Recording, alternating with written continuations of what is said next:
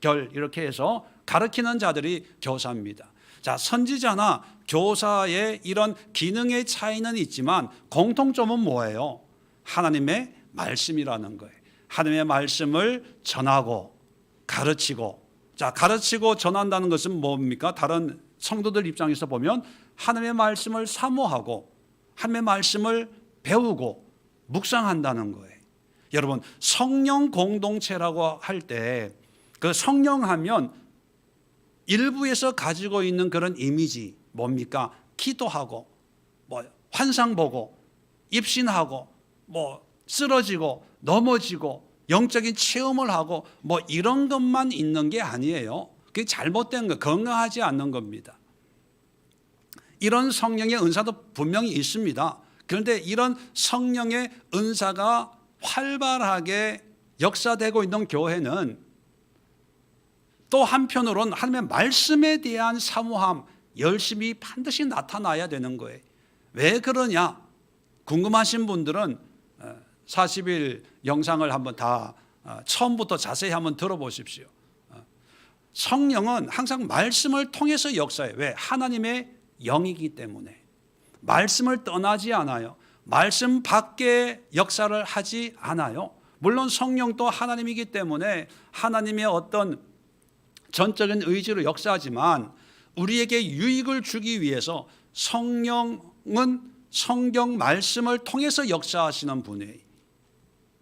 자, 그래서 성령의 은혜를 사모하고 또 성령의 은혜로 살고 성령과 함께 동행하는 삶을 사는 사람은 반드시 하나님의 말씀을 듣고 배우고 묵상하고 그 말씀의 의미를 깨달아서 성령, 내 속에 역사하는 성령의 인도하심을 받고 살아가는 그런 사람들이 모여 있는 곳이 바로 교회라는 거예요. 그래서 교회, 성령의 공동체라고 하는 것은 뭐 방언만 하고 기도만 하고 뭐 이런 은사적인 것이 아니라 물론 그런 은혜도 누리면서 또 말씀에 대한 그런 사모함. 그래서 11장을 보면요, 11장 19절부터가 안디옥 교회가 어떻게 개척이 세워졌나를 소개하고 있습니다. 자, 많은 사람들이 스데반의 일로 해서 이제 핍박을 피해서 흩어진 상황에서 20절에 보면 구브로와 구레네 몇 사람이 안디옥에 이르러 헬라 사람들에게도, 헬라 이방인들이죠, 복음을 전했는데 믿는 사람들이 많아지는 거예요. 자, 그래서 교회가 세워졌습니다. 그런데 예루살렘 교회에서 소문을 듣고 보니까 교회가 예루살렘 교회 하나였는데 안디옥에도 교회가 세워졌다, 이방인들이 교회를 세웠대 하는 얘기를 듣게 되는 거예요. 그래서 어떻게 된 일이냐 해서 바나바를 파송을 합니다. 바나바가 가서 안디옥 교회를 가보니까 와, 굉장한 그런 부흥이 일어나고 있거든요. 말씀을 사모하고 또 기도하고. 자, 그래서 일꾼이 필요한 거예요. 뭐 할 일꾼이 필요하겠어요? 말씀을 가르칠 사람이 부족한 거예요. 자, 그래서 수소문하다가 25절에 바나바가 사울을 찾으러 다소에 가서 26절 만남에 안디옥에 데리고 와서 둘이 교회에서 1년간 모여 있어 큰 무리를 뭐 했고? 가르쳤고. 왜 가르쳤겠습니까? 성령의 역사만이 중요한 게 아니라 하나님의 말씀을 배우고 또 알아야 바른 성령의 역사에 반응을 할 수 있거든요. 많은 분들이 성령의 역사로 시작했다가 잘못된 결과를 낳는 게 뭐냐면 너무 성령 하다가 말씀을 등한시 하다가 말씀에서 떠나는 그런 잘못된 어떤 감동, 잘못된 방향으로 변질되는 일이 비일비재하게 일어나기 때문입니다. 그래서 우리 예수교회도 성령의 은사를 사모하고 또 한편으로 말씀을 사모하면서 말씀을 에클레시아에서 장로들이 가르치고 배우고 기도하고 묵상하고 또 모여서 성령의 뜨거운 은혜를 누리는 이런 건강한 예수의 교회를 세워나가는데 함께 협력해 주시기를 다시 한번 부탁을 드립니다. 자, 두 번째 특징은 뭐냐면 동력 공동체입니다. 자, 오늘 본문을 보면 자, 선지자와 교사들을 소개하고 있는데 1절에 곧 바나바와 니게르라 하는 시므온과 구레네 사람 루기오와 분봉왕 헤롯의 젖동생 마나인과 및 사울이라. 자, 몇 사람의 중요한 인물을 언급하는데 이 인물 면면을 보면요, 어떤 공통점도 없어요. 바나바 여러분 잘 아시잖아요. 이 바나바의 고향이 구레네라고 하는 지금의 터키 밑에 있는 그 구브로 바나바의 고향이 구브로라고 하는 사이프러스 섬이거든요. 마가의 삼촌. 그리고 성경은 사도행전 5장입니까? 여기에 보면 바나바의 그 혈통을 얘기하고 있는데 레위 지파 사람이에요. 원래 제사장, 구약 같으면 제사장 일을 해야 되는 사람이지요. 자, 이런 사람이 있고 니게르라 하는 시므온. 니게르라는 말은요, 우리 미국에 가면 흑인들을 향해서 좀 비아냥거리는 말 중에 니그로라는 말이 있어요. 검다는 뜻이거든요. 니게르라는 말이 검다는 뜻이에요. 흑인이라는 거예요. 아프리카 사람, 아프리카의 어떤 그런 그 출생 근거지를 가지고 있는데 흑인이 안디옥에 와 있는 거예요. 안디옥이 지금 터키 남부에 있는 지역이거든요. 지금의 터키, 시리아 위쪽에. 그렇게 보면 혈색이 좀 차이가 나는 그런 사람도 교사로서 또는 선지자로 활동을 하고 있다. 자, 구레네 사람 루기오. 자, 구레네라고 하는 것은 지금의 그 리비아입니다. 리비아가 어디 있는지 여러분 뭐 아시는 분은 아시겠지만 아프리카 대륙 북부 지중해 연안에 있는 그 지역이 바로 구레네입니다. 이렇게 아프리카 대륙에 살던 사람이 터키, 지금의 터키, 투르키에까지 와가지고 이제 하나님의 일을 하고 있다는 거죠. 자, 헤롯 분봉왕 헤롯의 젖동생 마나엔. 자, 젖동생이라고 하는 단어 이게 참 재미있는데 오늘날은 뭐 이런 게 없는데 고대 시대는요 왕자가 태어나지 않습니까? 이 왕자가 태어나면 이 왕자와 이렇게 속급 친구가 필요해요. 이 사회성을 개발하기 위해서. 그래서 왕자와 함께 어떤 젖을 먹고 뭐 이렇게 속꿉장난하고 사회성을 길러주는 그런 사람. 그러니까 이 마나인이라고 하는 사람은 어느 정도 지위가 있고 왕과 함께 이렇게 교제할 수 있는 그런 집안이니까 굉장히 많이 배운 이런 집안이라고 우리가 추측을 할 수가 있죠. 그 다음에 사울, 나중에 바울로 이제 이름이 바뀌지만 이 바울도 유대인이지만 베냐민 지파 사람이에요. 그리고 바리새인입니다. 아주 율법주의 출신의 어떤 그런 청년이거든요. 이렇게 면면을 보면 사회적인 계층이 전혀 다르고 성향도 다르고 지금 하고 있는 직업이나 이런 게 다 달라요. 근데 이 다른 다양한 속에서 어떤 신앙 공동체를 세워나가고 있다는 거예요. 그러니까 성령 공동체는 똑같은 사람, 나와 똑같은 생각을 해야 되고 나와 똑같은 일을 해야 되는 사람들이 똑같은 목표를 향해서 뭔가를 하는 사람들이 아니라 다양한 사람들이 그 다양성을 통해서 한 가지 목표를 이루는 그런 신앙 공동체입니다. 저는 원래 선교사가 되려고 했다고 말씀드렸잖아요. 선교학을 공부를 했는데 선교학에서 뭐 여러 가지 중요한 개념들이 있지만 그 중에 하나 아주 중요한 개념이 동일 집단 이론이라는 게 있어요. 동일 집단 이론. 이 이론을 처음 얘기한 분이 도널드 맥가브란이라는 미국 선교사님이에요. 이 도널드 맥가브란이라는 분은요, 인도 선교사 3대 선교사예요. 할아버지 때부터 인도에 가서 선교를 하고 인도에서 태어나신 분이에요. 공부는 이제 미국에서 이제 공부를 했는데 본인도 이제 인도 선교사로 이제 사역을 하는데 이제 갈등이 생긴 겁니다. 3대를 인도 선교를 했는데 선교 열매가 없는 거예요. 왜 이 선교 열매가 없지 고민을 하고 연구를 한 결과 이런 문제 때문에 열매가 없구나. 그걸 이제 깨달았고 그걸 이제 논문으로 발표를 했습니다. 문제가 뭐냐면 인도는 아시다시피 신분 계급 사회입니다. 카스트 제도라고 하는 그런 신분 계급이 있어서 이제 전도를 하는데 교회 이제 사람들 전도를 하겠죠. 그러면 전도를 하면 뭐 똑같은 사람만 계층만 전도하는 게 아니잖아요. 불가촉천민 가장 하층에 있는 그런 인간 취급 안 하는 그런 사람들도 전도가 돼서 교회에 오고 브라만 계층 가장 높은 어떤 신분에 있는 사람도 전도가 되어 오잖아요. 그래서 전도를 해서 교회를 갔는데 거기에 불가촉천민이 있는 거예요. 그럼 같이 예배 드리겠어요? 안 드리겠어요? 안 드리는 거예요. 난 저 사람하고 예배 드리기 싫다는 거죠. 또 평민 계층이나 상인 계층도 보면 나 저 잘난 척하는 브라만 계층 사람들하고 난 예배 드리고 싫어.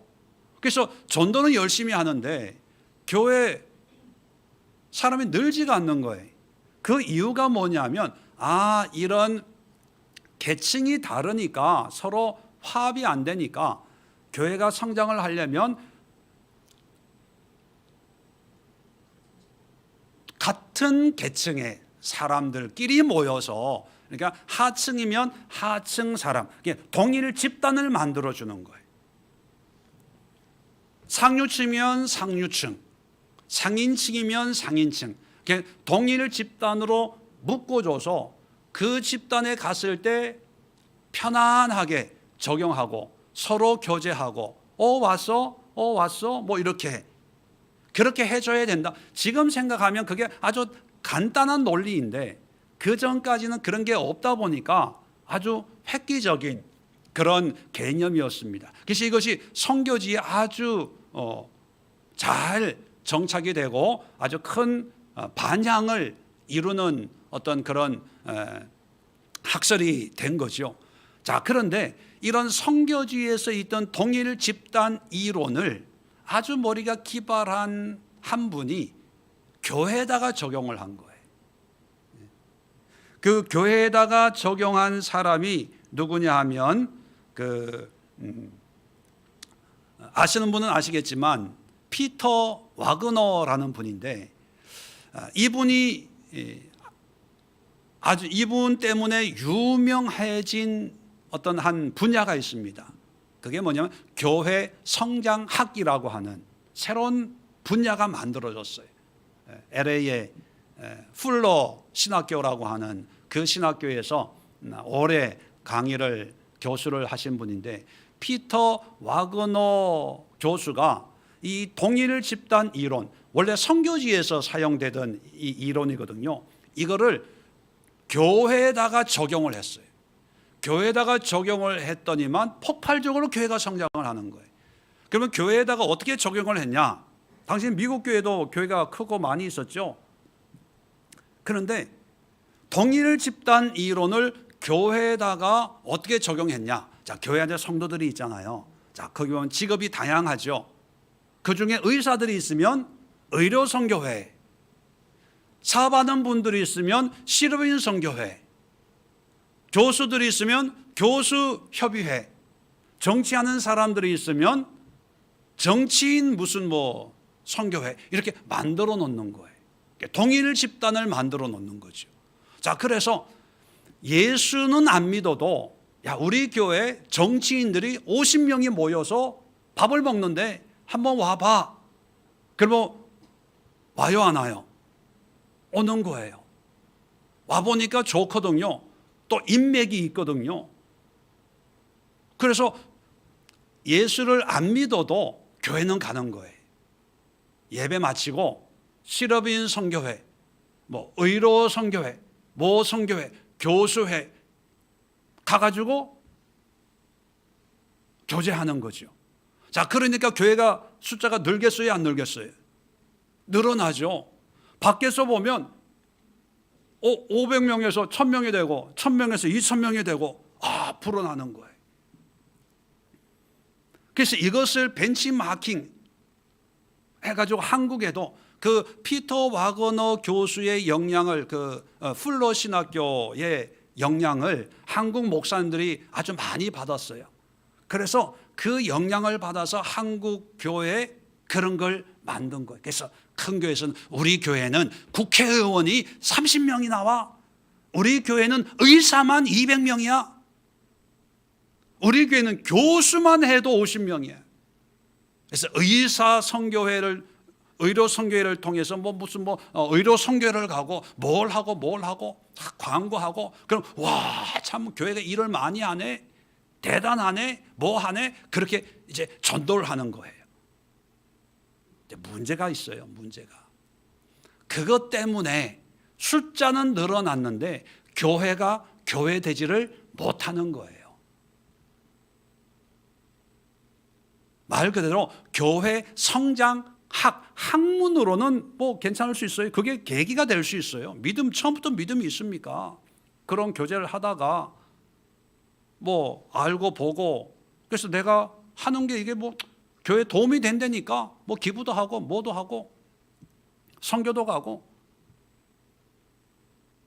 근데 중요한 게 뭐냐면 성령 공동체는요, 말 그대로 다양한 사람들이 다양한 어떤 그룹을 이루는 게 아니라 다양한 사람들이지만 성령으로 하나가 되는 거예요. 성령 공동체가 돼야 되는데 성령은 빼고 직업 공동체, 취미 공동체, 연령 공동체, 남성 공동체, 여성 공동체. 큰 교회는 나이로 따지잖아요. 40대 공동체, 50대 공동체, 60대 공동체. 공동체는 좋은데, 근데 그 공동체를 통해서 결국은 성령으로 믿음으로 하나가 되는 궁극적인 목적을 이루어야 되는데, 사실 처음에 의도할 때는 그게 목적이었겠죠. 근데 오래 하다 보니까 정말 성령 공동체는 사라지고 일만 남는 거예요. 오래 할 일, 임원들이 모여가지고 뭐 하고 또 보고할 때도 올해 어떤 활동을 했는지 보고합니다. 몇 월에 뭐 하고 예산 얼마 지출하고 뭐 하고 몇 명이 가서 의료 선교를 하고 몇 명을 진료를 하고 뭘 하고. 사실 그게 아니거든요. 그건 세상 일이에요. 세상 일. 그거는 굳이 교회라고 하는 건물 안에서 이루어진 것뿐이고, 그냥 세상에 그런 일 하는 사람들이 얼마나 많습니까? 또 다른 종교에서도 그런 일 하는 사람들이 얼마나 많습니까? 성령 공동체, 교회라고 하는 것은요, 다양한 사람들이 다양한 어떤 그룹을 이루고 무를 이루지만 성령으로, 하나님과 예수님과 성령으로 하나가 되는. 그래서 의사들이 모여서도 성령과 말씀과 기도로 하나님의 뜻에 순종하는 그런 삶을 추구하기 위한 어떤 그런 의사들의 모임이고, 정치인들의 모임도 예수님과 하나님과 성령의 뜻에 순종하기 위해서 기도하고 예배드리고 순종하고 헌신하는 그런 모임이 되어야 되는데, 이제는 성령이 빠져버리니까 끼리끼리 모임이 됐어요. 특권이 생기는 거예요. 자부심이 생기는 거예요. 그래서 예배는 안 드려도 교회에서 모이는 그 성교의 모임은 가는 거예요. 기도는 안 하고 말씀을 하려고 하지는 않지만 그 성교에 가서 봉사는 하려고 해요. 일은 하려고 해요. 그러면서 그 일을 하면서 이게 하나님의 일이다, 하나님의 일을 한다라는 착각 속에 빠지는 거예요. 왜? 그렇게 세뇌를 시키니까. 물론 세뇌를 하려고 의도한 것은 아니지만, 그래서 믿음은 없어도요 믿음은 없어도 선교 한번 갔다 오는 그런 걸로 나는 믿음이 있고 하나님의 일을 한다라고 자기 스스로가 그렇게 여기고 있어요.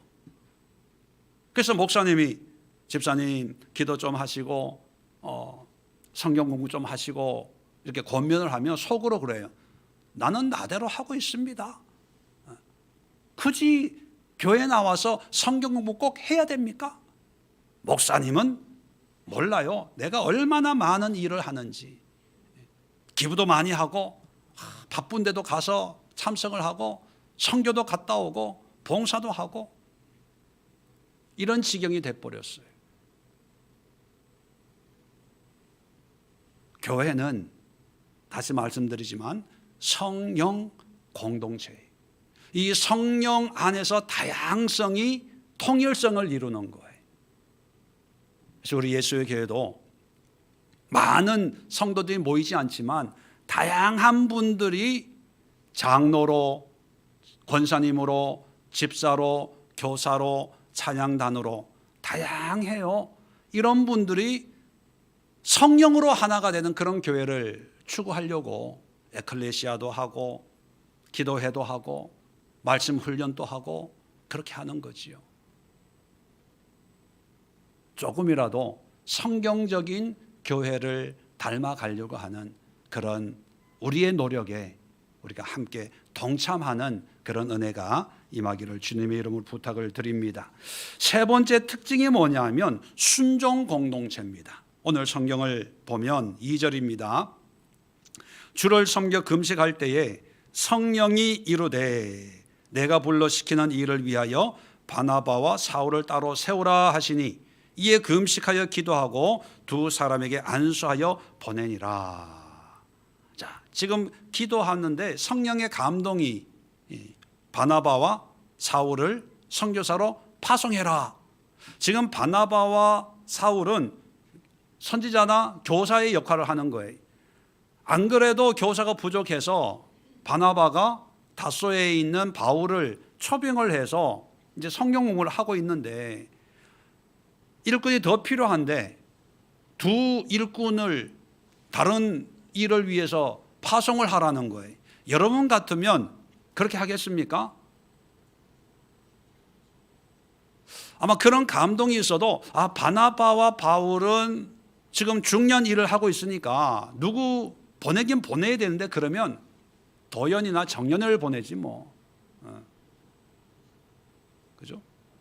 다른 사람을 좀 보내지 꼭 이분들을 보낼 필요는 없지 않을까 그렇게 생각할 수도 있어요. 그런데 정말 중요한 그 일을 하는 사람을 파송을 합니다. 자, 11장을 보시면 26절 아까도 읽었잖아요. 자, 바나바와 사울이 이제 1년 동안 무리를 가르쳤다고 기록되어 있습니다. 자, 그 결과가 뭐냐면 가르쳤고 계속해서 제자들이 안디옥에서 비로소 그리스도인이라 일컬음을 받게 되었더라. 자, 말씀을 가르쳤고 성도들은 그 말씀을 배웠어요. 자, 배웠는데 다른 사람들이 이들에게 별명을 지어주는데 그리스도인이라는 별명을 지어줬어요. 그리스도인, 그리스도를 믿는 사람, 그리스도를 따르는 사람 이런 의미잖아요. 자, 말씀을 배웠는데 다른 사람들이 그 사람들을 별명을 그리스도인이라고 지어줬다는 것은 어떤 의미입니까? 이 사람들이 말씀을 배운 것으로 지식으로만 끝나는 것이 아니라 실질적으로 그 말씀대로 순종했다는 거예요. 삶의 변화가 일어났다는 거예요. 그 변화가 일어났는데 제3자가 볼 때 예수님의 가르침에 순종하는 사람들이네 이렇게 인정을 했다는 거거든요. 그러면 안디옥 교회 교인들은 말씀을 배워서 좋아 이런 말씀이구나 이런 뜻이구나 그걸로만 끝난 게 아니라 배운 말씀 깨달은 말씀에 순종했다는 거예요. 내 삶이 변화가 됐다는 거예요. 자, 또 하나의 증거가 뭐냐면 27절에 보면 선지자들이 예루살렘에서 왔습니다. 그 중에 28절에 아가보라는 사람이 와가지고 성령으로 말하되 천하에 큰 흉년이 들리라 했더니만 글라디오 황제 때 그렇게 흉년이 들었다는 거예요. 자, 29절에 이 제자들이 유대에 사는 형제들에게 부조를 보내기로 작정을 했대요. 부조, 구제 헌금을 보냈다는 거예요. 그래서 바나바와 사울의 손에 맡겨서 예루살렘 교회를 도와주었다. 이 에피소드를 소개하고 있습니다. 이게 뭐냐면 아가보를 통해서 성령이 흉년이 들고 어려워질 거다 하는 그 말씀에 어떻게 걱정만 하고 있는 것이 아니라 구제 헌금을 모아서 실질적으로 고난당하는 예루살렘 교회를 도왔다는 거예요. 뭡니까? 순종하는 교회라는 거예요. 순종하는 교회. 우리가 성령에 대해서도 말씀 계속 드렸지만 성령의 역사는 성령님 혼자 역사하는 게 절대로 아닙니다. 성령이 우리에게 오셔서 역사할 때 반드시 필요로 하는 게 뭐냐면 우리의 헌신, 우리의 반응, 우리의 순종을 절대적으로 요구하세요.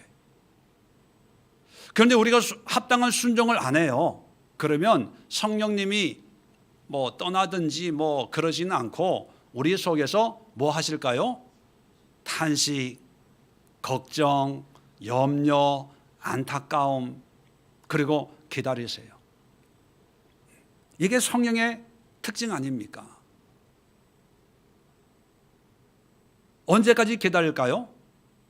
우리가 순종할 때까지, 우리가 헌신할 때까지. 그래서 성부 하나님은 하나님의 능력과 권세로 하나님의 계획이 있고 작정이 있고 섭리가 있어요. 그리고 예수 그리스도 성자 예수님은 2000년 전에 우리를 위해서 십자가의 대속의 사건을 이루시는 그런 은혜를 베푸셨습니다. 그런데 이 성령 하나님은 우리와 함께 영원히 거하면서 이런 하나님의 계획과 작정이 예수님으로 말미암아 이루어졌다는 이 사실을 우리의 삶 속에 경험되고 체험되고 그런 은혜를 누리도록 그 혜택을 경험하도록 우리 속에서 계속 역사를 하는데 문제는 뭐냐 하면 왜 우리가 안 바뀌냐? 왜 예수를 믿는데 신앙생활을 못했 적부터 10년, 20년, 30년 했는데 왜 내가 안 바뀌냐? 너무 안 바뀌어서 사람들은 그렇게 얘기합니다. 성령님은 내 인간의 성격은 못 바꾸시나 봐. 왜? 내가 안 바뀌니까. 그렇게 그냥 여기고 살죠. 왜 그런 일이 일어나냐 하면 내가 성령의 뜻에 성령이 주시는 감동에 성경이 나오지만 성령이 말씀하시되 또 성령이 따로 세우라 그런 감동에 순종하지 않고 순종한다 하더라도 온전한 순종이 아니라 이런저런 핑계 대면서 슬쩍슬쩍 순종하는 거예요. 순종의 모습만 모양만 보이는 거예요. 그러니까 내가 변화를 누릴 수가 없는 거지요. 교회란 뭡니까? 담임 목사 말에 순종하는 게 아니에요. 어떤 분은 그래요. 아유, 목사님 저는 믿음이 없어서요. 목사님이 얘기해 주세요. 예, 언뜻 들으면 목사가 들을 때 기분이 좋은 말일 수 있어요. 근데 하나님이 들으시면 아마 기분 나빠하실 것 같아요. 왜냐하면 하나님의 원하심은 성령에 순종하고 성령과 어떤 관계를 통해서 성령과 연합하고 동행하는 것을 원하지. 물론 담임 목사를 통해서도 그렇게 역사할 때가 있어요. 누구나 다 성령의 음성에 순종한 그런 정도의 믿음을 가지는 건 아니거든요. 잠깐 도구로 사용될 수는 있어요. 그렇다고 해서 목사를 믿고 신뢰하면 안 돼요. 하나의 도구고 일회용이고 뭐 좀 더 쓰면 2회용 정도 한 번 쓰고 버리기엔 아까우니까 한 번, 두 번 뭐 하지만 우리의 목적은 뭐냐 하면 지금은 목사님의 도움을 구하고 권사님의 도움을 구하고 집사님의 도움을 구하지만 궁극적으로는 나도 성령에 순종하는, 성령의 감동을 받고 거기에 복종할 수 있는 그런 믿음을 가지는 사람이 되어야 되겠다. 그래서 기도하고 말씀 보고 성령이 어떤 분이고 어떻게 역사하고 또 내가 어떻게 이 성령과 연합할 건가를 기도하고 고민하고 훈련하는, 그것이 바로 교회거든요. 그래서 기도회 40일을 하고 7월 달에 21일을 하고 또 뭐 여러 가지 성경 공부를 하고 뭐 하고 있지 않습니까? 이런 수고는 교회가 교회다워지기 위해서 몸부림치는 거예요. 성령의 공동체가 되고자 우리가 애쓰고 노력하는 거지요. 그래서 교회, 안디옥 교회나 우리 예수의 교회 성도님들도 이런 교회의 진정한 의미를 깨닫고 함께 동참하고 함께 배우고 함께 훈련하는 그런 신앙 공동체가 될 수 있기를 다시 한번 간절히 부탁을 드립니다. 네 번째 특징이 뭐냐면 은혜 공동체입니다. 은혜 공동체. 자, 11장 23절 아까도 제가 읽어드린 것 같은데, 자, 22절부터 보면 예루살렘 교회가 이 사람들의 소문을 듣고, 안디옥 교회 소문 듣고 바나바를 안디옥에 보내요. 확인시키려고. 자, 그래서 23절에 이제 바나바가 안디옥 교회에 옵니다. 자, 그가 이르러 하나님의 은혜를 보고 기뻐하여 모든 사람에게 굳건한 마음으로 주와 함께 머물러 있으라 권했다는 거예요. 자, 안디옥 교회에 와서 바나바가 제일 처음 목격한 건 뭐였을까요? 제일 처음 발견한 거, 본 거, 성경에 있잖아요. 하나님의 은혜를 보고,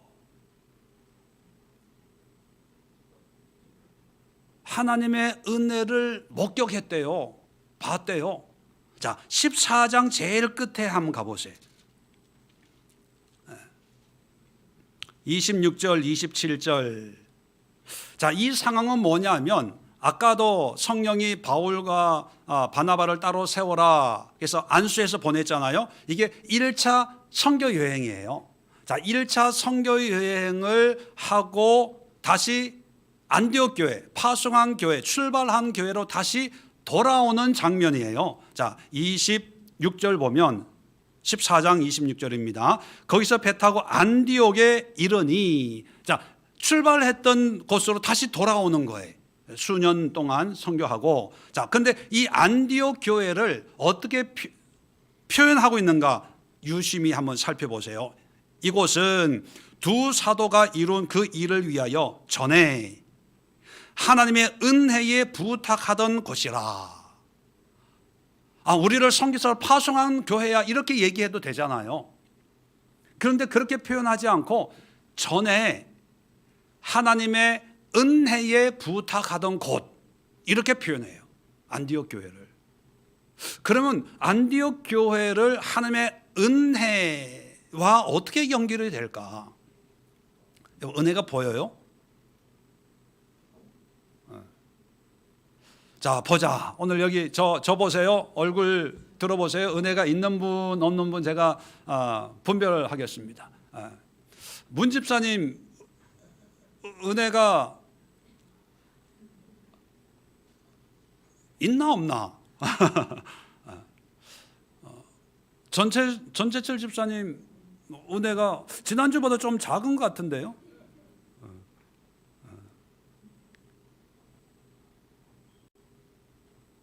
최상호 집사님은 40일 기도 매일 나와서 은혜가 어제보다 더 배로 이게 커진 것 같아요. 방언의 은사 받더니만 더 커진 것 같고. 이렇게 은혜가 보이면 얼마나 좋겠어요. 그죠? 그래서 은혜가 보이면 예배 마치고 제가 문 앞에 서서 은혜가 조금이라도 커지면은 이제 식사하게 하고 들어올 때보다 은혜가 좀 작아지면 그분은 따로 기도시키고 이러면 얼마나 목회하기가 편하겠어요. 근데 은혜라는 게 보이지 않잖아요. 근데 바나바는 은혜를 봤다고 얘기해요. 그리고 바나바와 바울은 안디옥 교회를 하나님의 은혜에 부탁하던 곳, 은혜와 연결시켜요. 자, 이걸 어떻게 이해해야 되냐면요, 우리는 은혜하면 하나님이 우리에게 베푸시는 어떤 긍휼, 사랑을 얘기합니다. 그래서 보통 은혜는 값이 있다, 아니면 공짜로 받는다. 하나님의 은혜는 거저 받는다, 공짜다, 값없이 받는다, 이런 생각을 많이 하고 있습니다. 그래서 은혜를 달라고 기도해요. 하나님 은혜 주세요, 사랑 주세요, 긍휼 주세요, 자비를 주세요.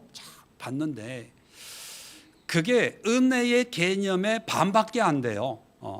제가 로마서 공부할 때도 그렇고 교회 있을 때마다 하나 비유를 드는데, 이 은혜라고 하는 로마 시대의 원래의 그 개념을 어떻게 비유를 드냐 하면, 로마 제국의 황제가 이제 새로 취임을 하면 취임한 황제는 백성들에게 선물을 나눠줍니다. 그 선물이 때로는 빵이 될 수도 있고 소금, 밀가루, 이런 주식으로 이제 선물을 나눠줘요. 그 선물을 로마 시대는 은혜라고 불렀어요. 카리스라고 불렀어요.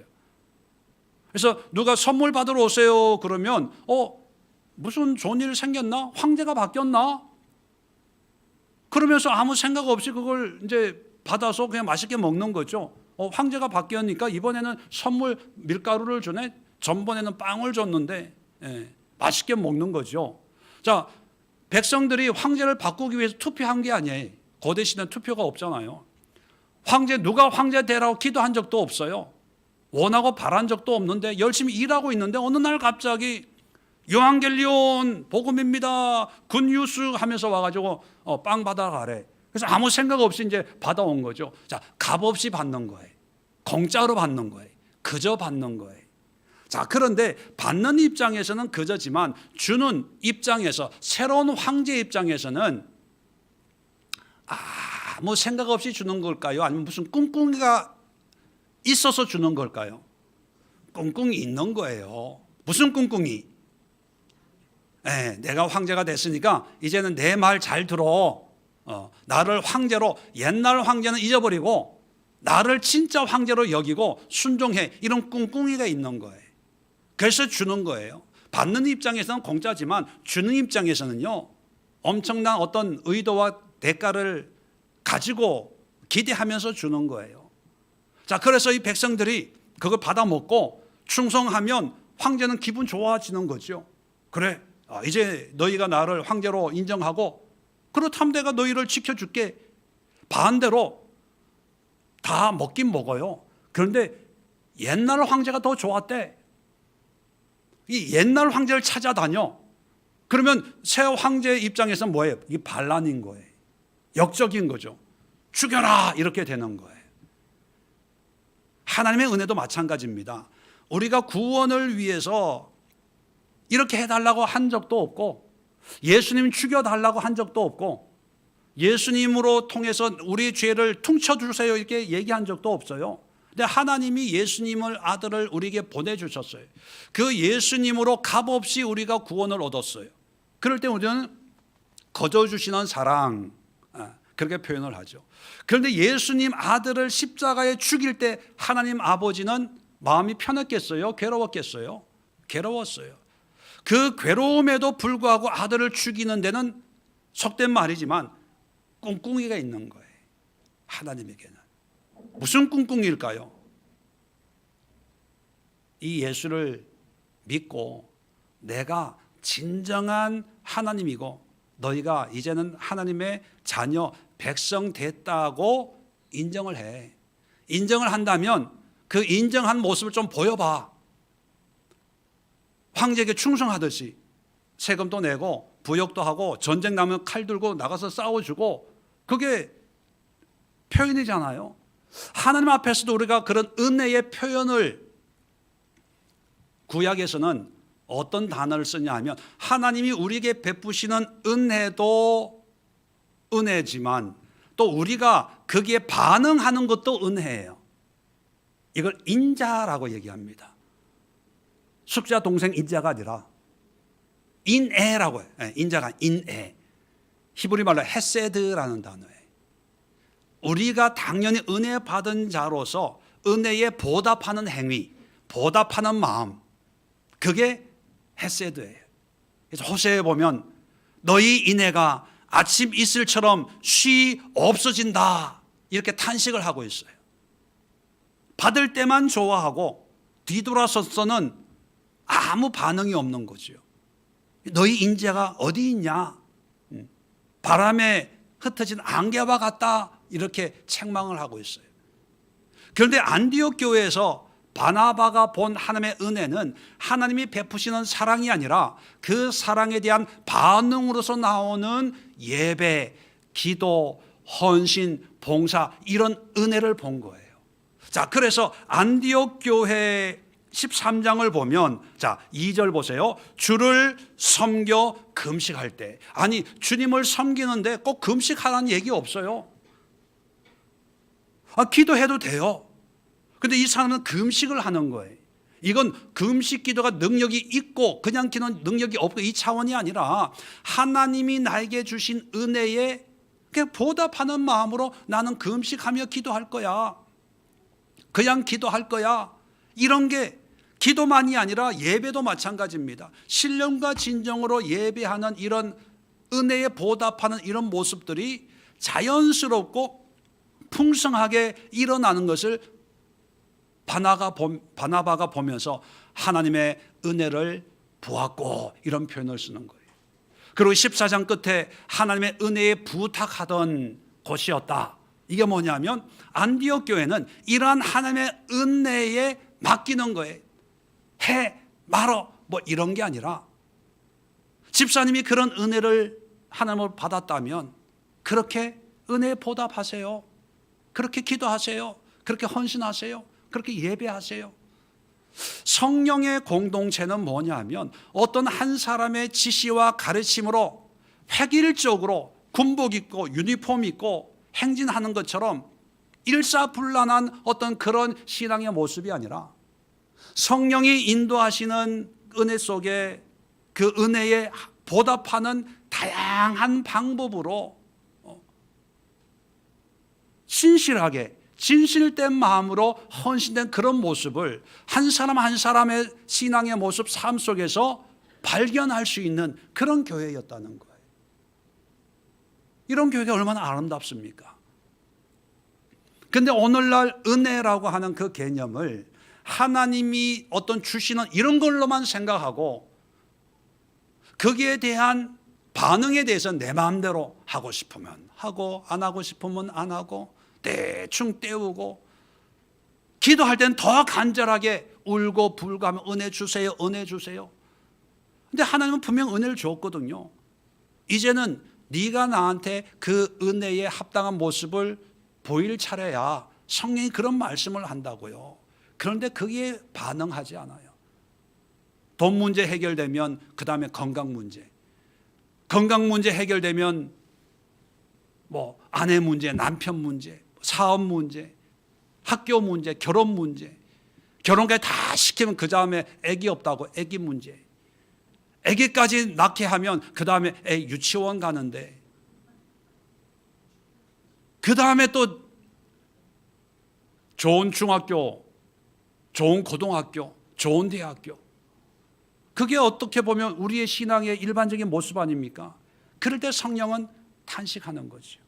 안타까워하는 거예요. 말씀을 정리하겠습니다. 성령 공동체, 성령으로 하나가 되는 그것이 진정한 교회입니다. 사람이 많이 모인다고 교회가 아니에요.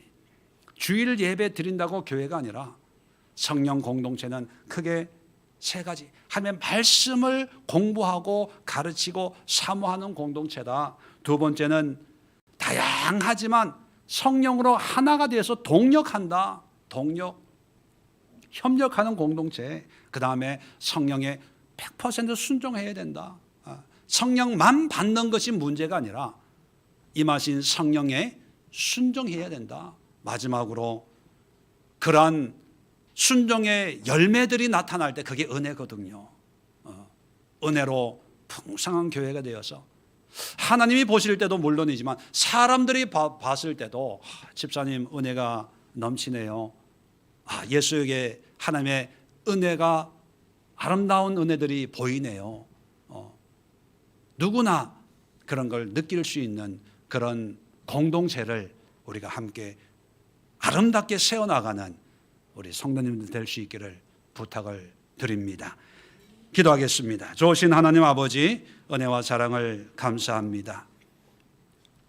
성령을 사모하고 성령으로 산다는 것은 어떤 개인적인 유익만을 위함이 아니라 이런 성령을 사모하는 사람들이 모여서 형성된 교회가 바로 성령의 공동체, 곧 교회가 된 것처럼 우리 예수에게도 사람들의 모임으로 끝나는 것이 아니라 한 사람 한 사람 속에 역사하는 성령의 은혜와 말씀과 순종과 동력이 아름답게 이루어지는 그런 공동체로서 예수의 교회가 될 수 있도록 축복하시고 또 인도하여 주시옵소서. 이제는 우리 주 예수 그리스도의 은혜와 하나님 아버지의 크고 놀라운 사랑하심과 성령의 교통하심이 기도하는, 그리고 예배하고 머리 숙여 헌신하는 우리 모든 믿음의 권속들 위해 가정과 직장과 일터와 이 나라 이 민족 세계 열방 위에 영원까지 함께하옵시기를 간절히 축원드리옵나이다. 아멘.